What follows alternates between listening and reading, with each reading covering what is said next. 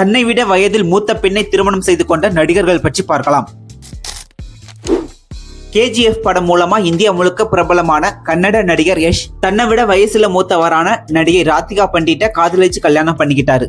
சீரியல்ல இருந்து ஒன்னா நடிச்சிட்டு வந்த இவங்க அப்புறமா நிஜ வாழ்க்கையிலையும் ஜோடியானாங்க.